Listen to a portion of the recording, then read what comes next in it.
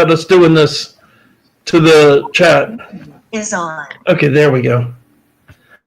Good evening, ladies and gentlemen. Just bear with us while I get everything started. Got to share the links. Got to put some more information in them than usual, since I'm going to put up a phone number so people can actually call in with questions or their own ghost stories. Yeah, there's a gentleman who may actually join us who tells some very cool ghost stories that John Hartness put me in touch with. Oh, great. He wasn't sure if he'll be able to make it tonight. If he doesn't, we're going to have him on at some point in the future. Okay. So, among other things, I need to send him a message letting him know, seeing if he's going to make it or not. And anyone else who wants to join us, it will, of course, be entitled to do so. That would be the point of sharing the information, the phone number. And decidedly, one of the advantages of using Jitsi is the fact that people can actually call in. Yeah. There we go. There we go.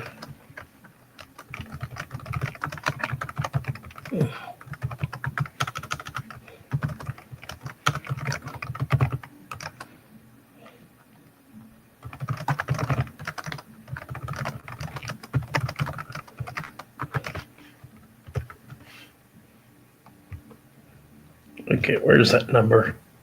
All right, I got to get it from here. Oh, there, that's what I need. 526471431.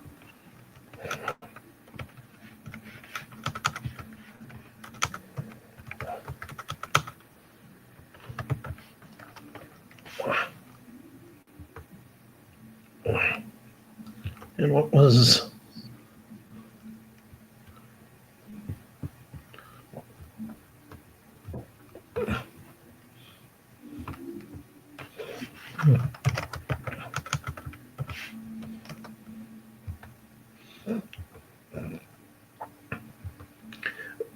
Nine six. Oh, yeah.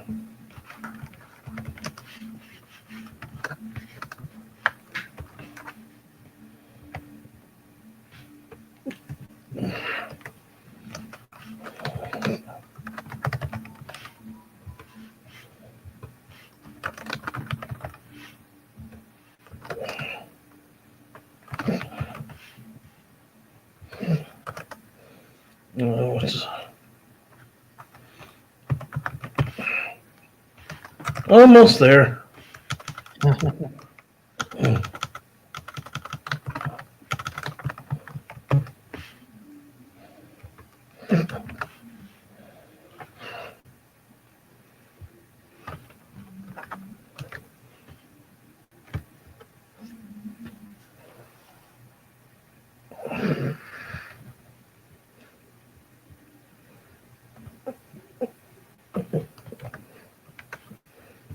Share, search page.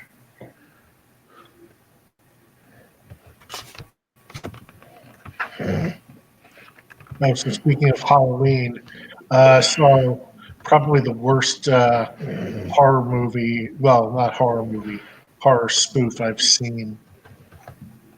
It's called A Haunted House. I think is that the one done by the same people as like the Scary Movie and all those? Mm-hmm. Yeah, it was awful. Yeah, I hate that whole franchise of parodies, so I deliberately have avoided that movie. Yeah, this one you were right on for. I mean, none of the others were that great either, but there's a couple of the scary movies that aren't terrible. Mostly you could tell because they're the ones with Leslie Nielsen in them. Oh, the Zucker brothers did a couple of them. Yeah, it's like, and it's Leslie Nielsen. It's not going to be a terrible comedy. The dude's too funny. It's not a great movie, but it is at least funny, particularly his parts. Yeah. Okay, let's see. Posted. We are good to go, I believe. So good evening, ladies, and welcome to, and happy Halloween for that matter, for heaven's sake, since it is Halloween 2020, and we're all stranded inside with the corona apocalypse still going on. Mhm.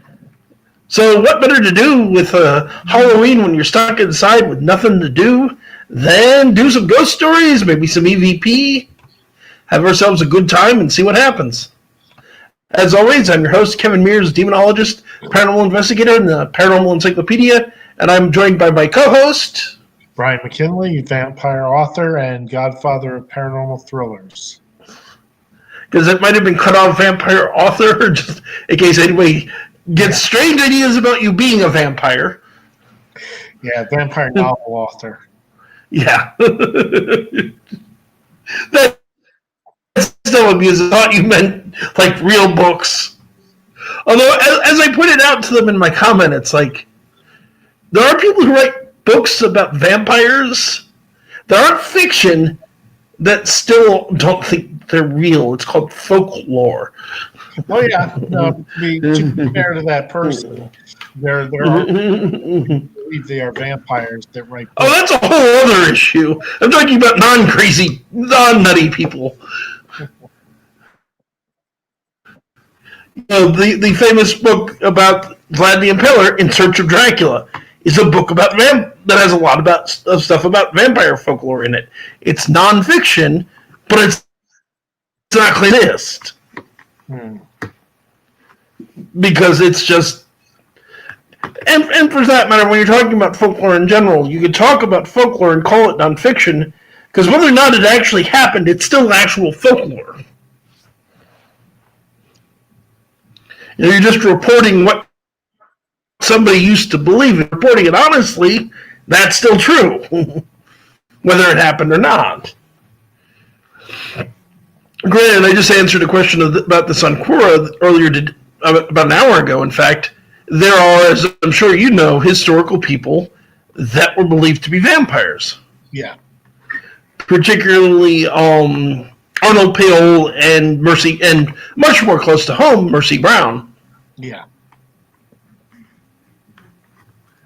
Just like, yes, there are people in history that are, including a few that were burned at the stake for it, but were thought to be werewolves.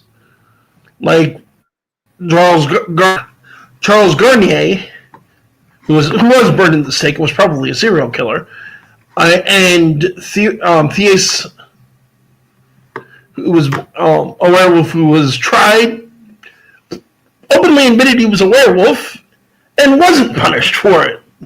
A werewolf that was working for God at the time. As strange, it's like, that's still a strange idea to me, no matter how many times I hear the story. Now, what I find interesting is we have at least 2 people in the chat, it seems like, and I haven't heard anything in chat.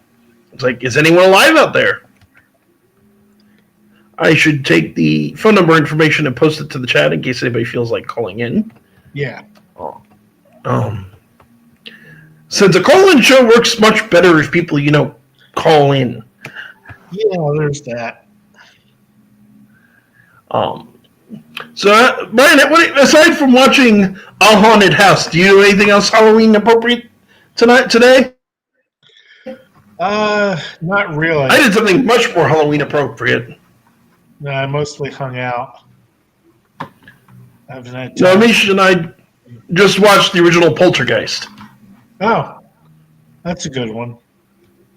I hate to say this, because I loved that movie back when it came out. It didn't age well. Some of the effects, I'm sure. Yeah. No, there's the scene with the objects flying around the room, and it's like, it's so painfully obvious that it's just things on wires. It's not a great effect even for these. Then there's the other factor of it of, I've been in this business too long. It's just not real. It's just, no. Parts of this can happen, but some of it just not. The whole house And I'm sorry if this is a spoiler, but the movie's been out for 30 years. Get over yourself.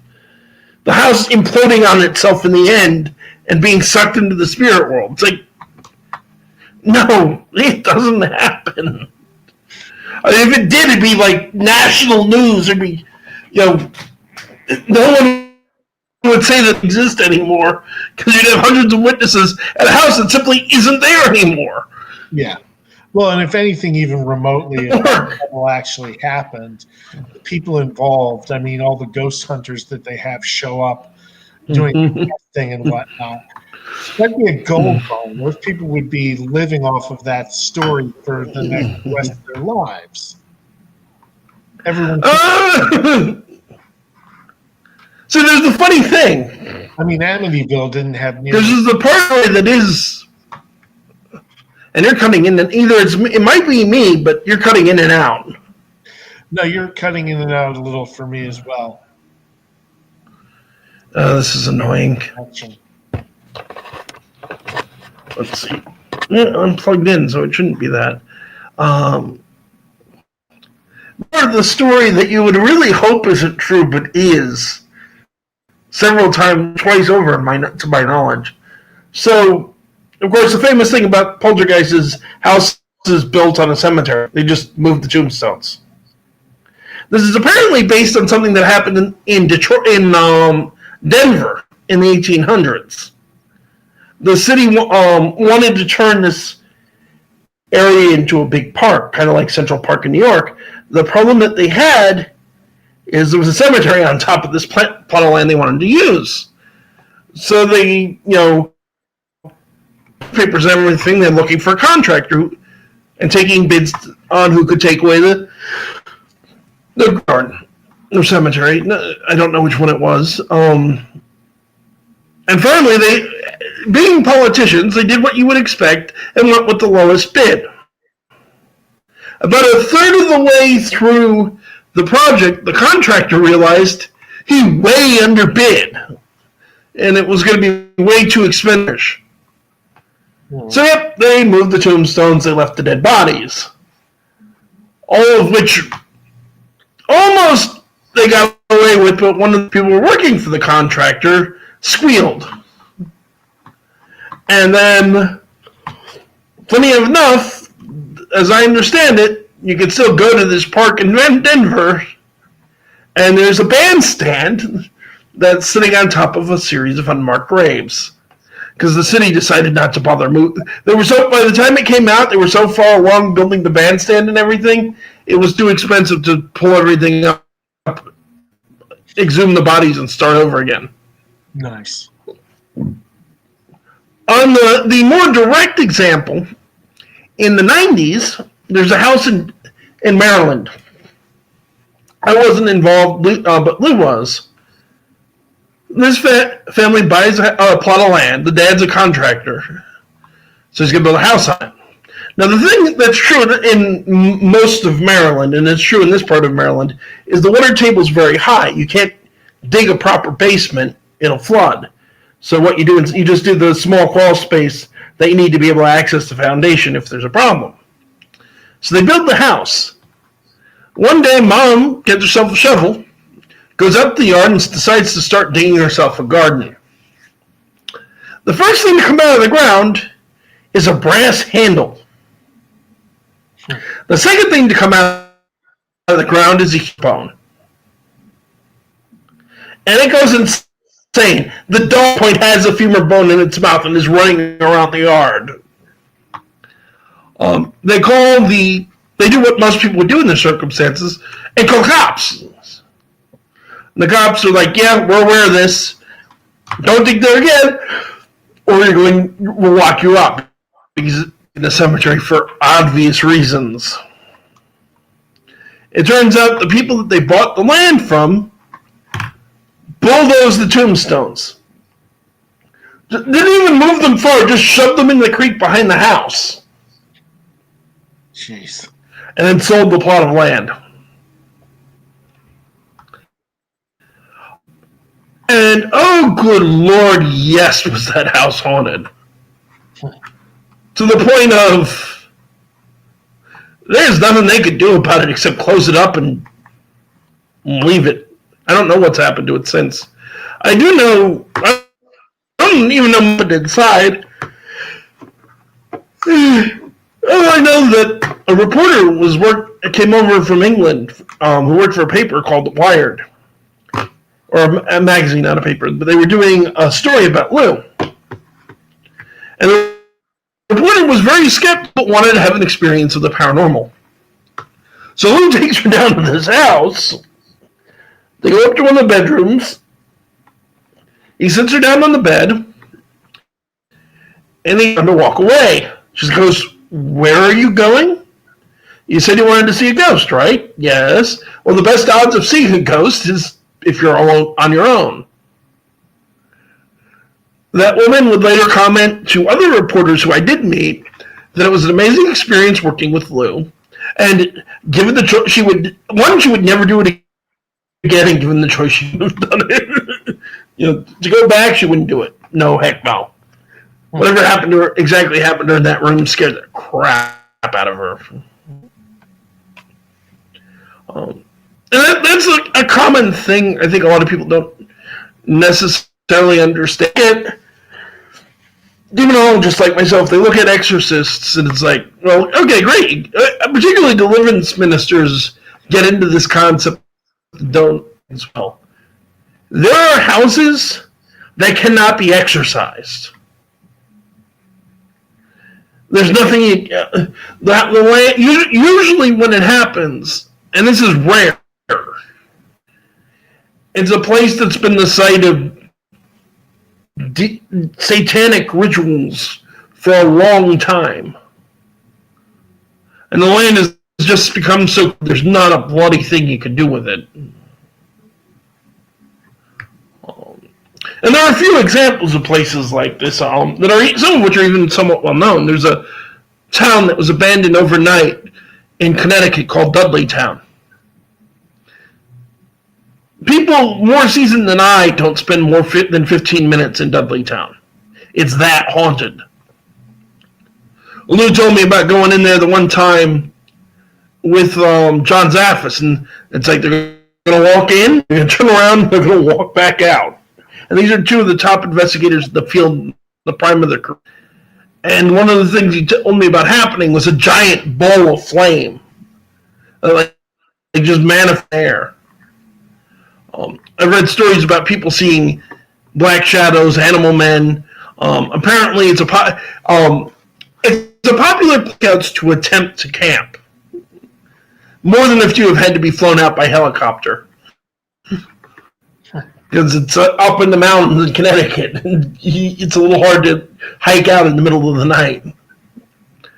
There's another place, I don't know the history of Dudleytown, but there's a place in Texas called Swedesville, which is the home of a cult and a serial killer. And again, people don't go there overnight. I've talked to people who've seen things that look like, for lack of a better word, like your classic movie werewolf. The half man, half beast thing running along the road. And I haven't heard about it in years since my friend in Texas is no longer with us, but she told me that last she had heard, it was getting big. The area that was affecting was getting bigger. And there's a few other places. Locals usually know, most of them aren't famous. Locals will know about them and avoid them like the plague.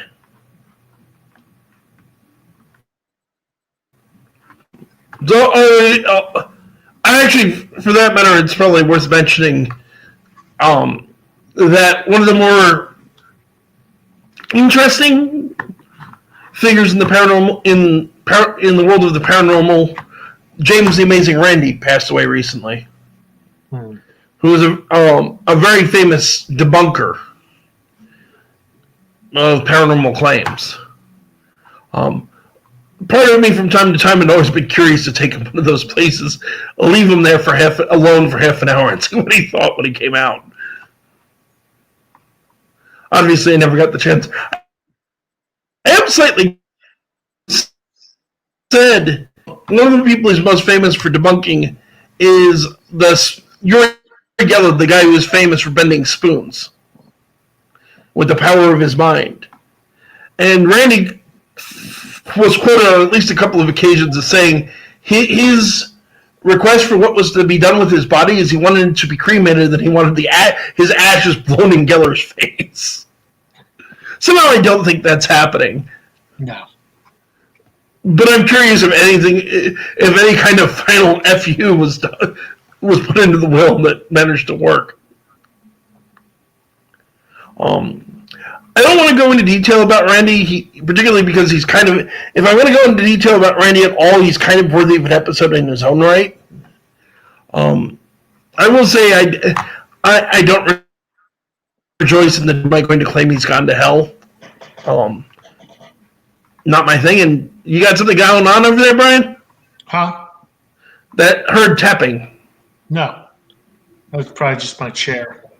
Yeah, most likely. You never know. I've had weird things happen. Not you doing YouTube so far, but I've had plenty of weird things happen doing radio. Come to think of it, we were working out of the studio. Remember? Yeah. Lots of annoying technical glitches, up to and including having to do of the radio station. Yeah, I remember that. Not entirely certain that Gene would have let us keep going if I hadn't. And up it happened. People seemed a little freaked out. So we are supposed to, aside from EVP, which could be later, so people keep in tune for that. We're supposed to be talking about some ghost stories. Do you know any good ones? Sadly, no. I tend to avoid Vampire too, I will point out. Yeah. Because somebody commented, one of my writer friends was commenting, it's like about the whole knowing ghost stories, and it's like, ghost stories is a general category. I don't mean it just ghosts. Vampires, werewolves, demons, poltergeists. It's all good. Speaking of, I need to message that one guy.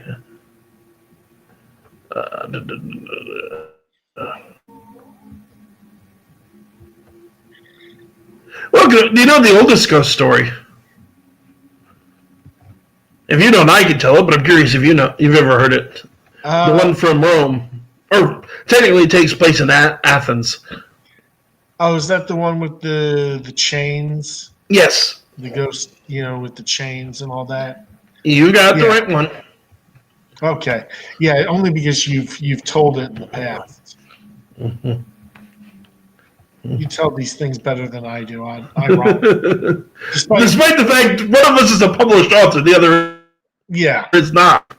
In fairness, I get tongue-tied whenever I start talking too much.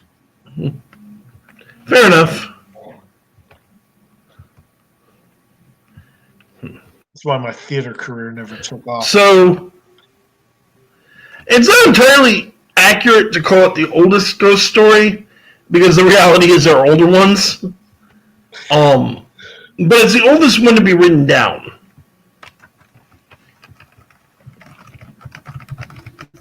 Just give me a second while I send a message real quick.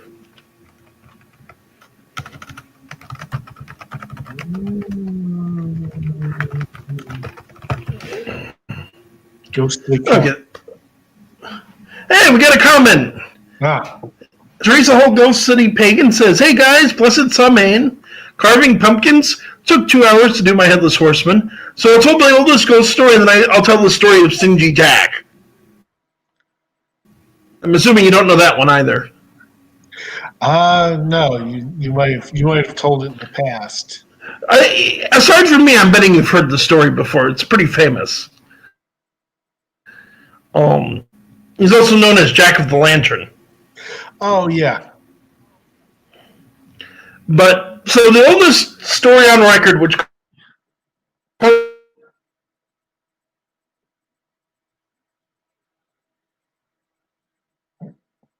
is about a fly and having some issues. Like many of us, is having problems finding a place he can afford. Tell me that doesn't sound topical to the modern world. And okay. Just looked like things were frozen. Yeah, things froze up for a second.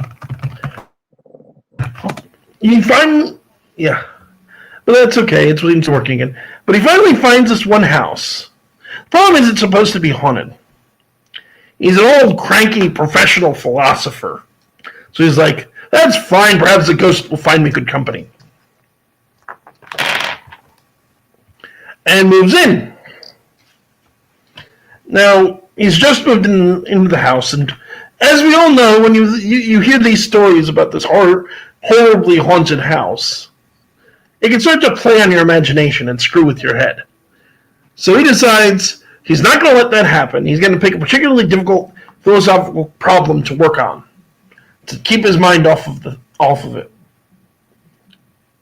And he's waiting well into the night. And he hears this moaning coming from down the hallway and clanking of chains. And it's like, nope, not doing it. He continues to write. And the clanking is getting closer. No. Oh. And until finally he can hear it inside the room with him. And he looks up. And there's this old man wrapped in chains, shaking the chains and moaning at him.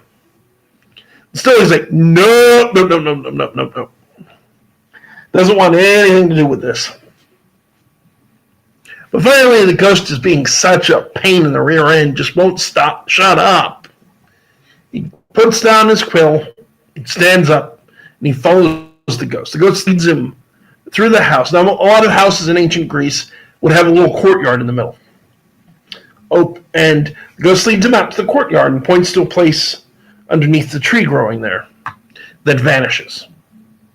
The philosopher marks the spot in the ground and goes back in time, goes back to bed. Because it's the middle of the night. You're not going to do anything in the middle of the night. Next morning, he brings in workers. They dig up the spot. They find a skeleton wrapped in chains. They dig this skeleton fully up. They bury him in a proper cemetery. The house is never haunted again. Which is that's a very common feature in a lot of ghost folklore, and as I'm sure you would know, Brian, it's a common feature in vampire folklore. Yes. About the dead not being able to rest because they're not properly buried. Yeah, there's that. That's one of the major things behind hauntings. Well, Chinese vampires in particular, too, isn't one of the ways you get them because they weren't properly buried?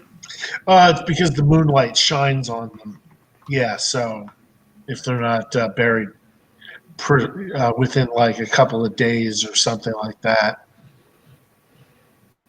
it's thought to be very bad. The thing that's always interesting to me is a lot of people don't necessarily know is, I mean, not just our superstitions, but a lot of our customs, particularly our burial, funeral, and wedding customs, are rooted in beliefs about spirits. Yeah. Or witches. You know, the bride wears a veil to stop the evil eye from affecting her. I didn't know that. Right. Yep. It's also why the original reason for having groomsmen and maids of honor is to confuse witches and evil spirits so they couldn't curse the happy couple.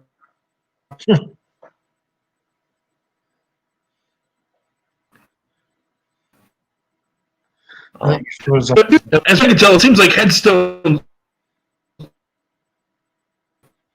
I'm sorry? Oh, you had frozen up again. Now we're buffering. Yeah.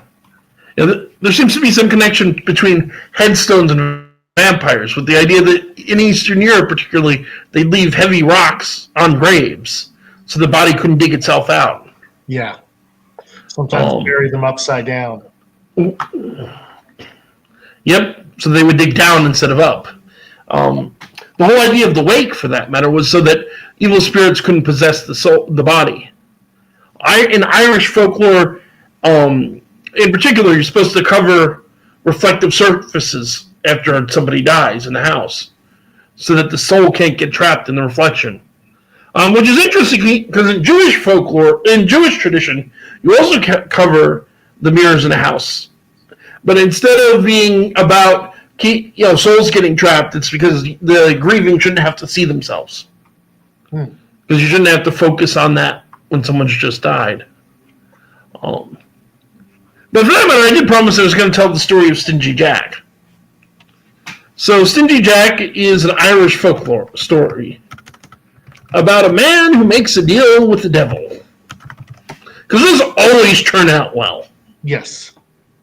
If there's one thing you can count on, it's a deal with the devil. Oh, yes, because he always keeps his word. But he invites the devil to drink with him. But true to his name, he doesn't want to pay for the drink. So he convinces the devil to turn himself into a coin so that Jack can pay for his and the devil's drinks with the devil. That's an interesting choice. But Cindy Jack, being greedy, decides to keep the money, puts it into his pocket next to a silver cross, which of course blocks the devil from being turned back into the devil.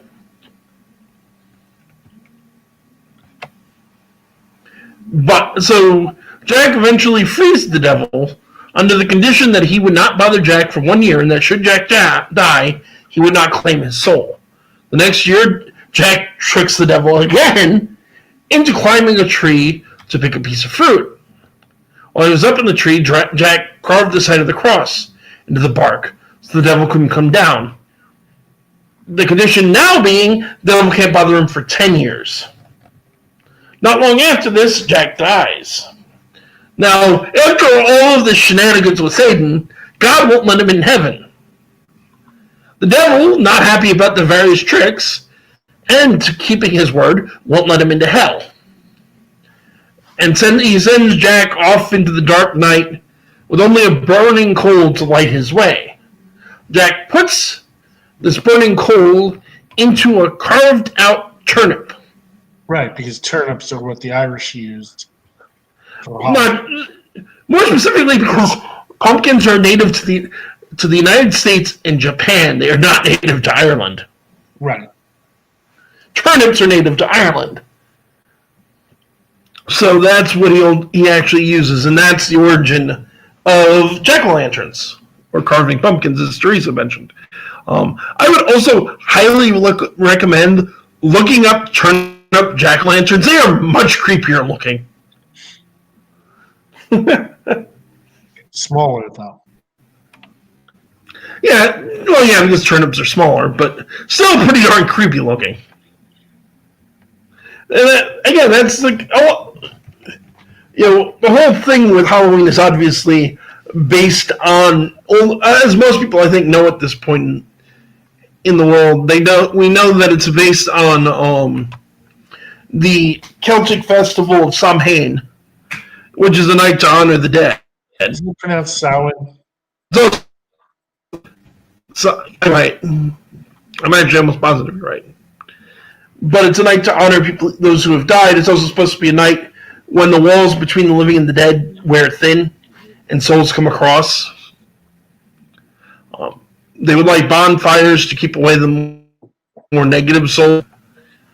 There are rumors that the whole trick-or-treating thing started as disguising yourself so evil spirits wouldn't recognize you, and then, of course, the spirit comes to your house. You can either give it an offering, or it's going to play some sort of prank on you, or go trick-or-treat.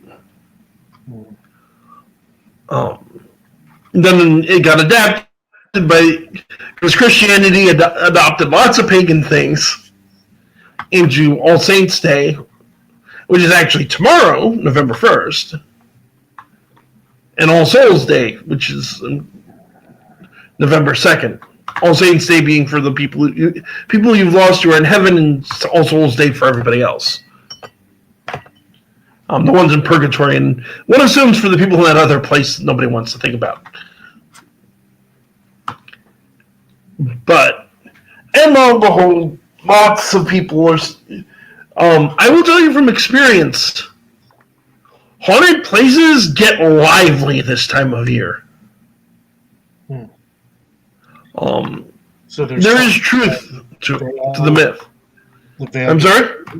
I said, so there's some truth to that veil between the world. Yep. Of, You could certainly make an chicken and the egg argument over whether or not the tradition started because the veil becomes weaker, or the common belief that the veil becomes weaker caused to become weaker. But that's very much a chicken and the egg argument, in my opinion. It decidedly seems to get weaker. People for weird stuff. More spirits get active. Houses that are haunted tend to pick up. It is, well, certainly demonic activity tends to get frisky in October. It's not the big time for demonic activity. Anyone want to take Brian or anyone in chat? Since we have 5 people viewing at the moment, anybody want to take a guess what days or what day in particular is the most common for demonic activity? I'm going to go with Christmas. Anyone in the chat want to hazard a guess?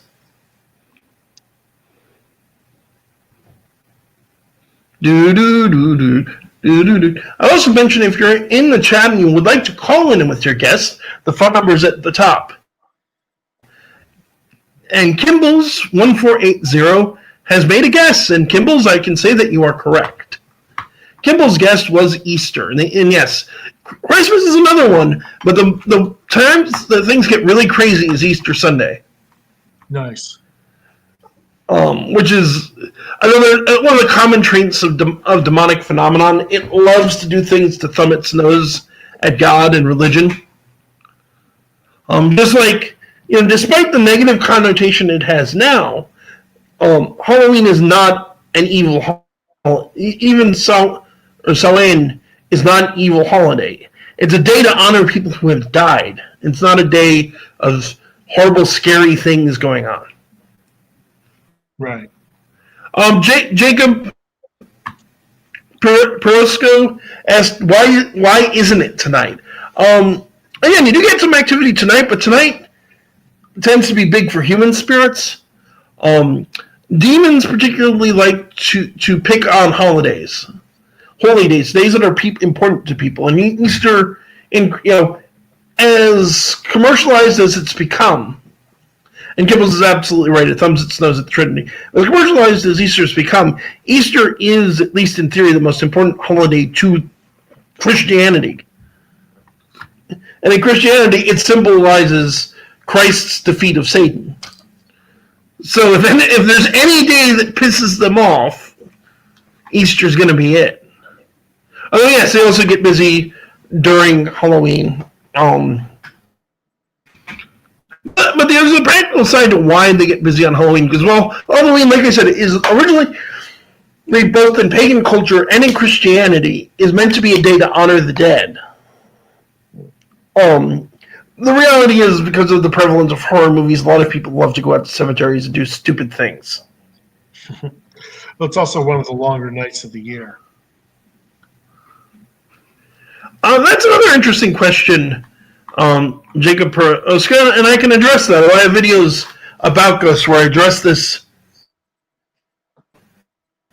completely. He asks, how are human spirits even conscious when they're meant to be asleep until the second coming? Well, not like anyone knows until they die, though. But biblically speaking, that's not actually correct. Under specific circumstances, human spirit, the Bible is actually very clear, despite what people think, that under specific circumstances, people can come back from the dead. The most famous example, which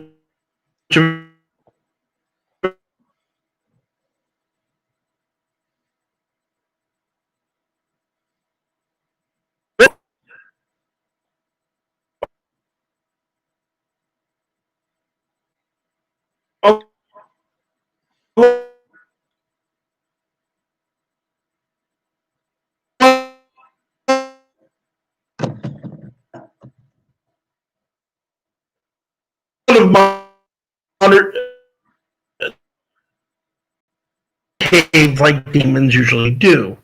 You get the specific verses for anybody who wants to look them up are 1 Samuel 28, 3-25.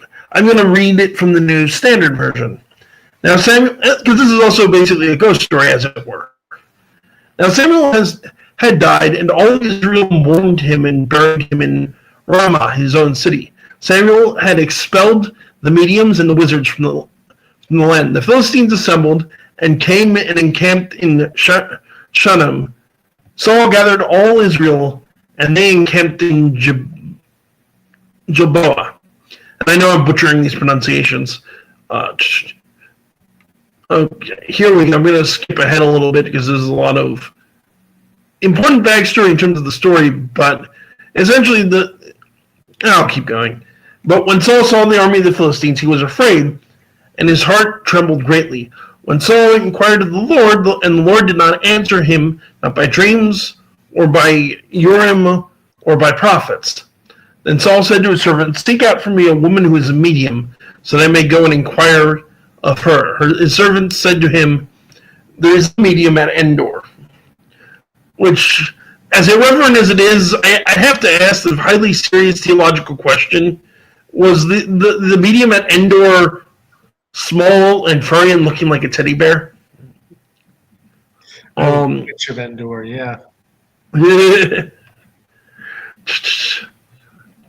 So Saul disguised himself and put on other clothes and went there.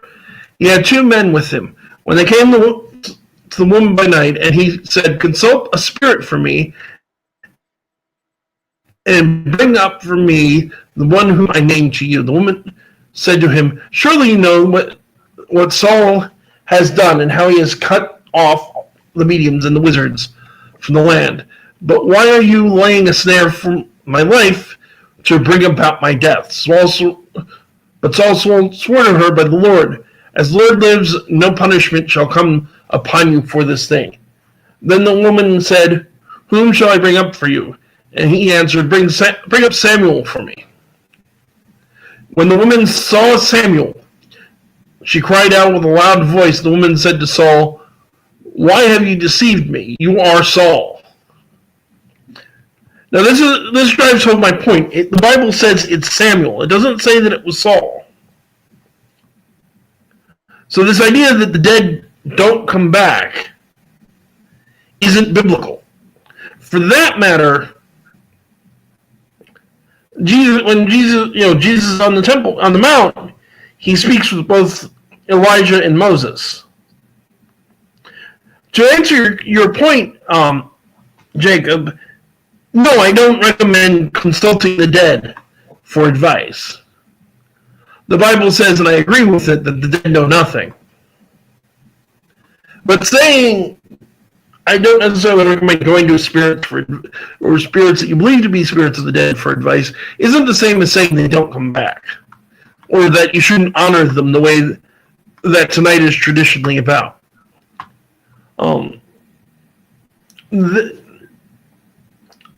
There are times that people who die, I personally believe, both based on experience and based on the fact that the Bible talks about humans coming back, not just demons in disguise.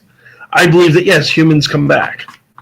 As Teresa said, what she's doing, because her plan for tonight, we'll back up to it because I think it's a rather cool idea, is tonight is to honor our ancestors that have passed. The veil is thinner, and if they want to come visit, I'm having a traditional Scottish dumb supper tonight to invite them.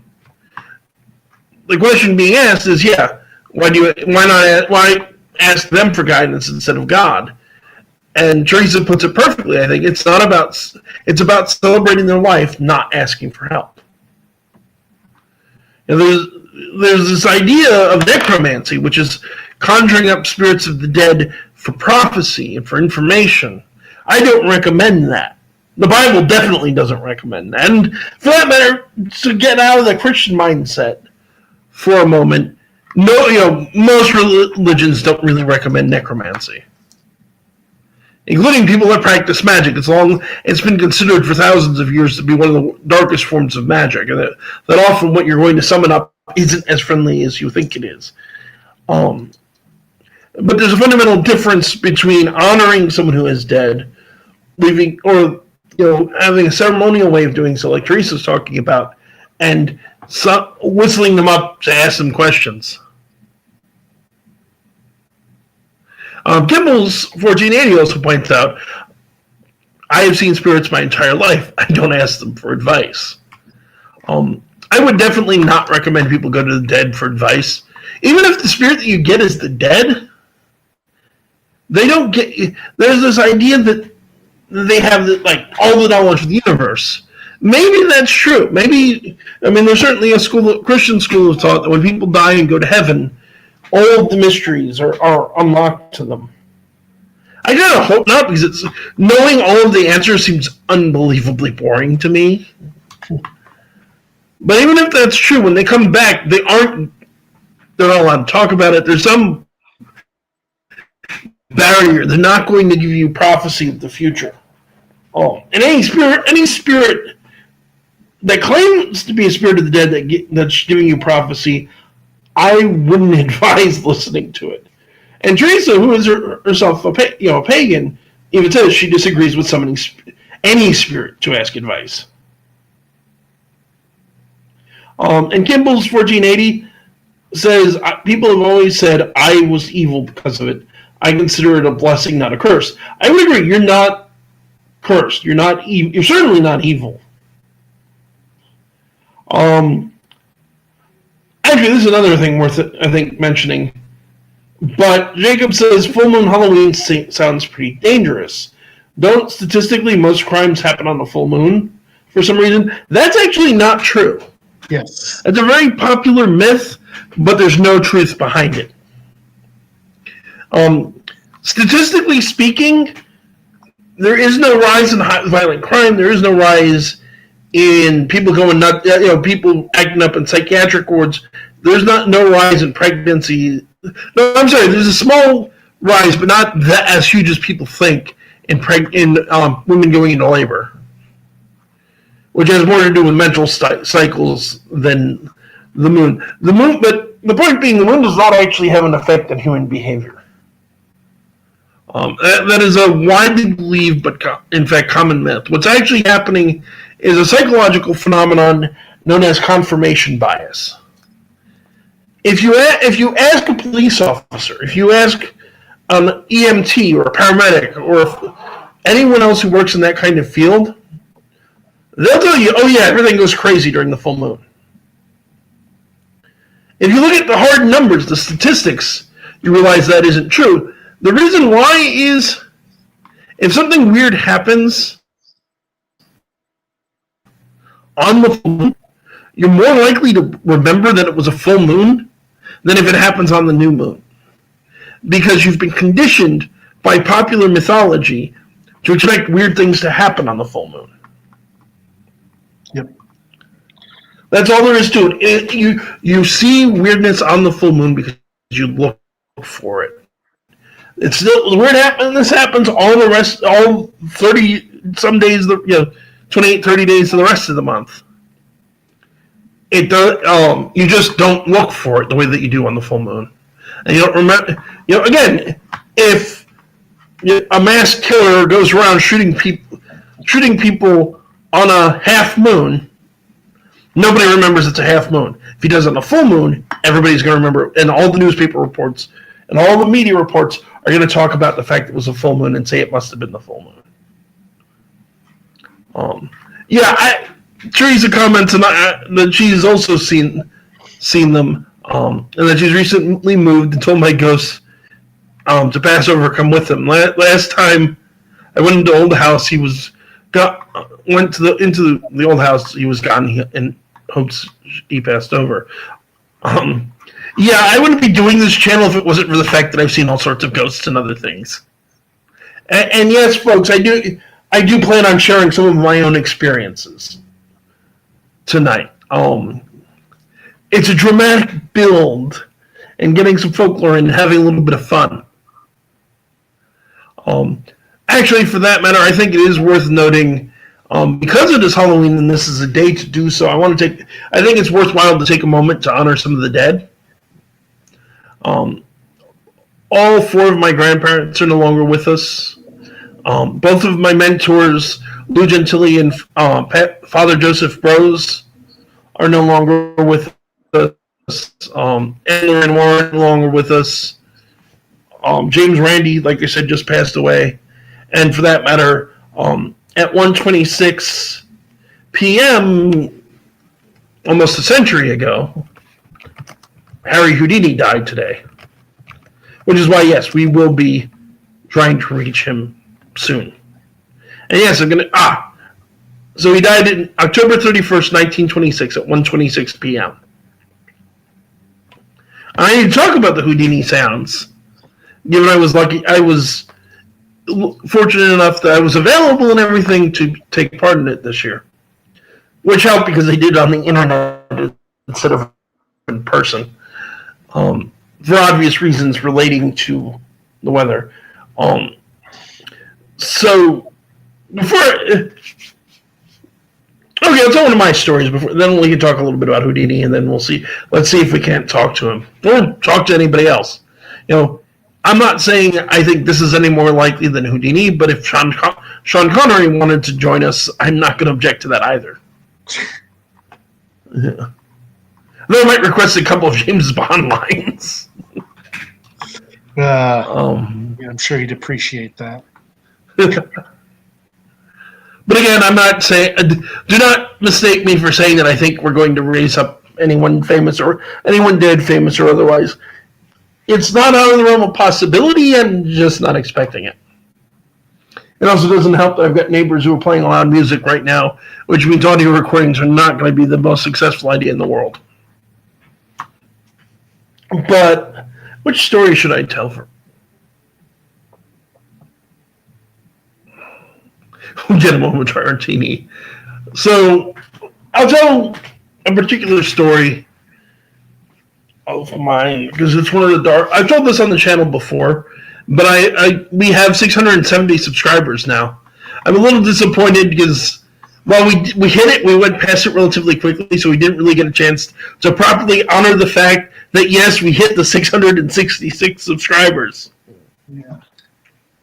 And a Facebook friend of mine, it was the 666th person, because they specifically said, it's like, okay, if anybody could just subscribe to my YouTube channel and no one else for a while, I'd appreciate it, just so we can hit that 666.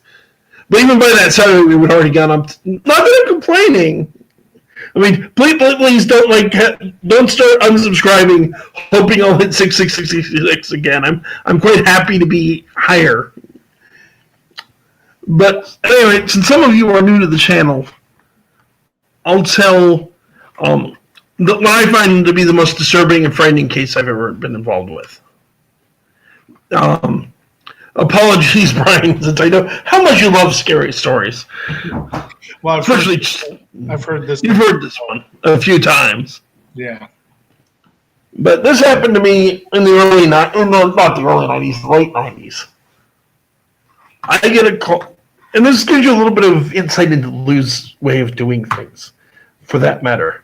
Because I get a call at about 2 o'clock in the afternoon, 1 or 2. I was about starting to get ready to go to work.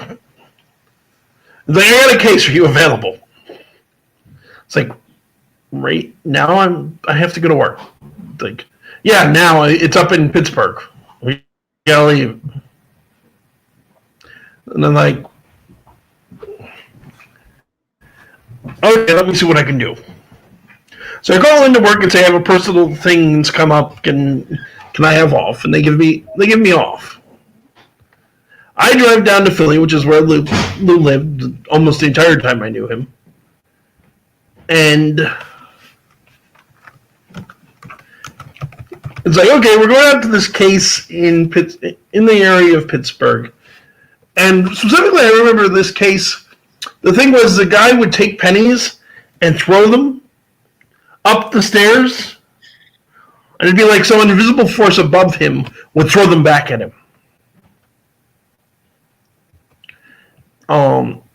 And we were all very curious to see this, because it was apparently quite dramatic and not some minor thing like, oh, just falling back down. So we want to see what's going to happen, you know? And then, while we're up there, there's this other case nearby that we're going to check out as well. But the main event was the penny flinging spirit. So we start driving out. And come to think of it, it was early in the day. We were on the road by probably noon. And hey, Lisa Richards, happy Halloween and welcome to the channel. Always a pleasure to have you here. Now we're driving up through Harrisburg to get out to the Pittsburgh area. You're cutting across pretty much. It's a cut across the entire state. My fiance Misha just quoted something recently to me that described Pennsylvania as two cities at war with each other with the Amish in between. The two cities being Philadelphia and Pittsburgh. And there's some truth to that.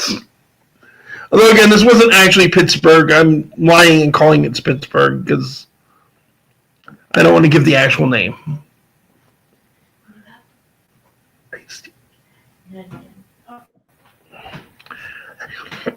And when we get to Harrisburg, it starts raining and hailing. The sky is a lovely shade of green, none of which is a good sign. So we pull over on the side of the road under the underpass, which is the point that a PennDOT worker starts yelling at us that we can't park there. In fairness and retrospect, while yes, having an underpass over your car so you're not bombarded with hail sounds quite lovely. Thunderstorms, particularly with golf ball-sized hail and green skies, are both signs of tornadoes, neither of which is a good idea to park under an underpass for. So we keep driving, which we'll end up driving right out of it within 5 minutes. And the epic drive continues. The ride up, this was a long, long time ago in a galaxy far, far away. So but we did have cell phones, believe it or not. They did exist by now. We're trying to reach the guy. And the Penny guy, specifically. We had reached the other guy and made arrangements with him. But Penny guy is not answering his phone all of a sudden. Can't get his address, can't pin down a specific time, anything. Yeah, Will was a considerable character. But we keep driving, we get out there, and ultimately, Penny guy never materialized, never heard from him again as far as I know. Maybe the penny throwing ghost threw him down the stairs or something. So we wind up going to this other house. This other house, guy's complaining about how when he's laying in his bed at night, he'll feel invisible entities walking around him on the bed. They will poke him, they will pinch him, they will pull his hair. He'll feel hands stroking his skin, fingers getting shoved down into his ears. Where it gets really bizarre is he'll feel hands underneath his skin, rubbing the muscles. This will all go on for a while. Around 3 o'clock in the morning, he'll feel this huge weight settle on him, crushing him like he can't breathe. And then it'll stop, and he'll be able to go to sleep. Now, everything I've described so far is explainable. You can explain all of this with a single, very common sleeping disorder called sleep paralysis. Which is when you wake up in the middle of the night, or sometimes just as you're falling asleep and suddenly you can't move. What's very common during sleep paralysis is what's called hypnagogic or hypnopopic hallucinations, which are dreams that happen while you're awake. So that would explain everything I've described. There's a problem, though. Wanting to do things as objectively as possible, we have this guy laid down in his bed. We set up an infrared video camera to monitor him, run a cable out to the living room, hook it up to a little handheld TV, and wait. He tells us that the creatures are there. On the video camera, we watch something walk across the bed. Starts at the foot of the bed, walks right up between his legs towards him.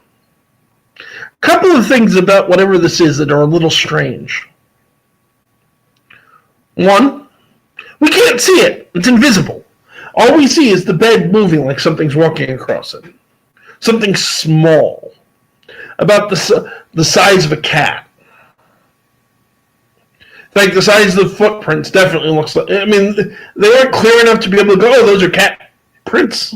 But they were about the right size for a cat. Right weight, too. Then there's the other weird thing. Cats are four-legged creatures. This thing was clearly only two-legged. You could tell by the way it was walking across the bed. You can hallucinate a lot of weird things, but you can't videotape a hallucination. People have all asked me for years, and I'm sorry to say, no, I don't have access to the video anymore. Keep in mind, this happened in the late 90s.